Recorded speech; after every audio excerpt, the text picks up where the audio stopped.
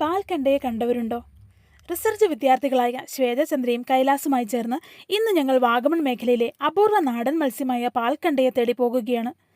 കേരളത്തിലെ പശ്ചിമഘട്ട മലനിരകളിലെ തണുത്തതും ശുദ്ധവുമായ മലയരുവികളിൽ കണ്ടുവന്നിരുന്ന ഒരു മത്സ്യമാണ് പാൽക്കണ്ട. ഈച്ചത്തലക്കണ്ട ഒഫീസെഫാല എന്നാണ് ഇതിൻ്റെ ശാസ്ത്രനാമം. പാറക്കെട്ടുകൾ നിറഞ്ഞ ഉയർന്ന പ്രദേശങ്ങളിലെ ഓക്സിജൻ സമൃദ്ധമായ അരുവികളിലാണ് ഇവ സാധാരണയായി ജീവിക്കുന്നത്. അതുകൊണ്ട് തന്നെ ഒരു ജലാശയത്തിൽ പാൽക്കണ്ടയുടെ സാന്നിധ്യം ആ ആവാസ വ്യവസ്ഥയുടെ ആരോഗ്യത്തിൻ്റെ സൂചകമായാണ് കണക്കാക്കപ്പെടുന്നത്.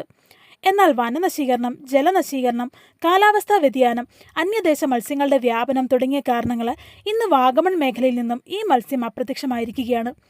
4-5 വർഷം മുൻപ് വരെ ഇവയെ കണ്ടതായി നാട്ടുകാർ പറയുന്നു.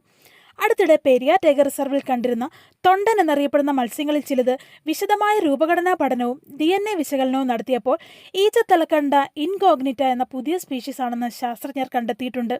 അതുപോലെ വാഗമണ്ണിലെ പാൽക്കണ്ടയും മറ്റൊരു പ്രത്യേക സ്പീഷീസ് ആയിരിക്കാമെന്നാണ് ഗവേഷകരുടെ നിഗമനം.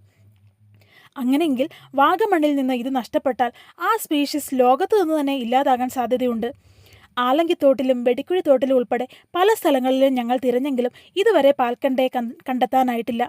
എങ്കിലും അന്വേഷണം തുടരുകയാണ്. ഒരു പാൽക്കണ്ടയെങ്കിലും കണ്ടെത്താൻ കഴിഞ്ഞാൽ വനം വകുപ്പിൻ്റെയും ജൈവ വൈവിധ്യ ബോർഡിൻ്റെയും സഹകരണത്തോടെ ഈ ജീവിവർഗത്തെയും അതിൻ്റെ ആവാസ വ്യവസ്ഥയെയും സംരക്ഷിക്കാൻ വലിയ അവസരമാകും. വാഗമൺ മേഖലയിലോ സമീപ പ്രദേശങ്ങളിലോ അടുത്ത കാലത്ത് പാൽക്കണ്ടയെ കണ്ടിട്ടുള്ളവരുണ്ടെങ്കിൽ ദയവായി അറിയിക്കൂ. നിങ്ങളുടെ ഒരു വിവരം പോലും ഈ അപൂർവ മത്സ്യത്തെ സംരക്ഷിക്കാൻ സഹായകമായേക്കാം.